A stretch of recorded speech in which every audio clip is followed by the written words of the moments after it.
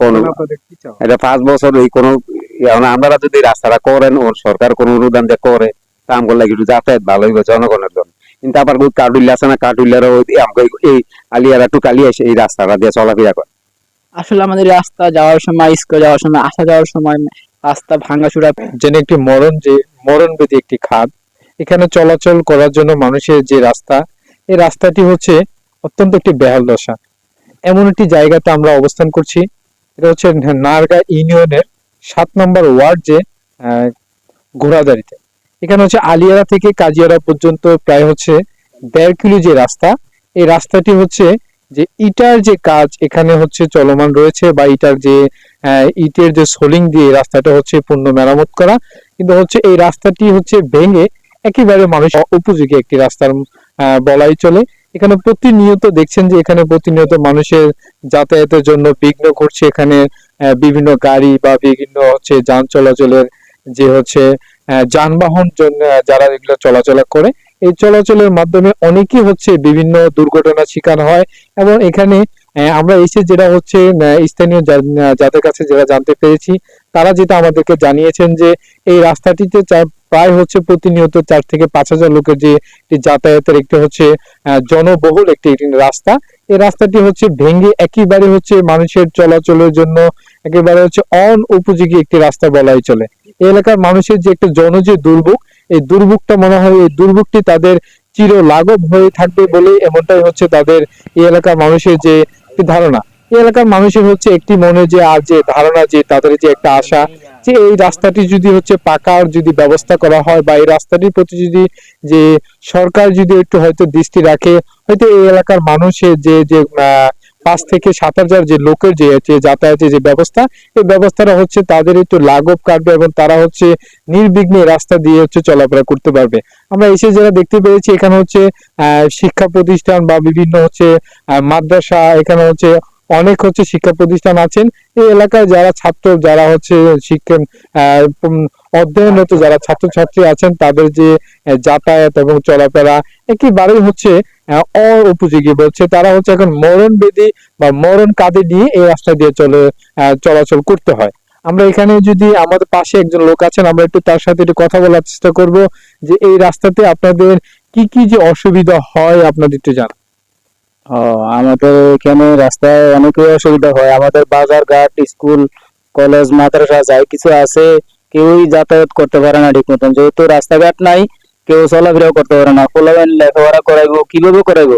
রাস্তাঘাট থাকলে হয়তো পোলাপান যাইতে আসতে পারে, বা অভিভাবক নিয়ে আসতে পারে, দিয়ে দিতে পারে। এখন রাস্তাঘাটে নেই, পোলাপান বাড়ি থেকে বাড়িতে পারে না, তাহলে আমরা কিভাবে লেখাপড়া করাবো পোলাপানের? আমরা নিজেও তো চলতে পারি না।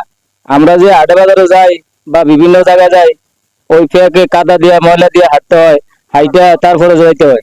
এইভাবে কিভাবে আমরা চলাফেরা করি? আমাদের তো সুযোগ সুবিধা দেওয়া দরকার। আচ্ছা, আমরা যেটা হচ্ছে একজন ভুক্তভোগী, হ্যাঁ, যে লোকের সাথে আমরা কথা বলেছি, উনি যেটা আমাদেরকে জানিয়েছেন যে আলিয়ারা থেকে কাজিয়ারা পর্যন্ত এই রাস্তাটি যে হচ্ছে যদি পূর্ণ মেরামত করা হয়, অথবা যে রাস্তাটির প্রতি যদি সরকার একটি সুদৃষ্টি থাকে, হয়তোবা এই মানুষের যে কষ্ট বা এই মানুষের যে যাতায়াতের যে লাঘবটা, হয়তো তারা একটু হচ্ছে স্বস্তির নিঃশ্বাস তারা ফেলতে পারবে। আমাদের এই আলিয়ারার এই রাস্তাটা আজকে দিগত 17 বছর আওয়ামী লীগ সরকার গেল, কিন্তু এই রাস্তাটা আজ যেতে করতেছে না। তখন বর্তমানে এই রাস্তাটা মানুষ অনেক ভোগান্তি আছে, মানুষ যাইতে আইতে গাড়ি ঘোড়া আইতে বহুত কষ্ট হইতেছে। আমি বিশেষ করি আমি এই রাস্তাটা প্রয়োজন। আমাদের এখানে রাস্তা নিয়ে অসুবিধা হয় যে এখান দিয়ে অনেকগুলা গাড়ি অ্যাক্সিডেন্ট হয়েছে, অথচ গাড়ি আসার সময় গাড়ি উঠতে পারে না, মানুষ নাইমা আসে। রাস্তা অনেক খারাপ আর কি এদিক দিয়ে। আর এখন চাই আমগো রাস্তাটা আরো একটু ভালো হোক, যাতে একটু মানুষ চলতে পারে, গাড়ি চলতে পারে।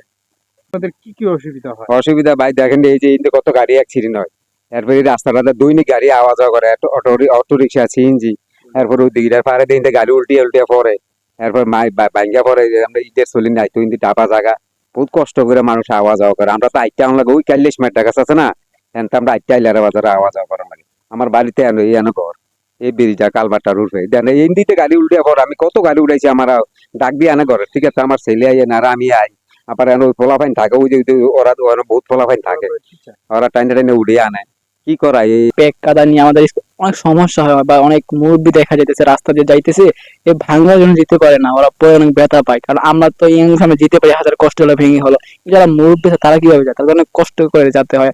আর তাছাড়া এই পাশে গাড়িগুলো আসতে চায় না। আর সরকার যদি তাড়াতাড়ি রাস্তাটা ঠিক করে ব্যবস্থা করে তাহলে অনেকটাই ভালো হবে আমাদের জন্য, এলাকাবাসীর জন্য অনেকটা ভালো হবে। কি অসুবিধা?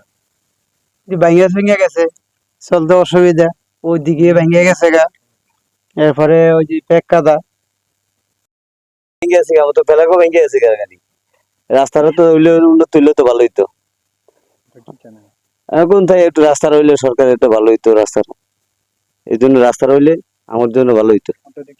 অসুবিধা কি, এই রাস্তা তো আসি যায় না, ভাঙ্গা ভাঙ্গা কারণে তো যাইতে পারে না রাস্তা, রুগীর সমস্যা এই হিসাবে। দেন আমার ফেরাবো ভেঙে গেল, আমার দেন ফেরা ভাঙ দিব একটা।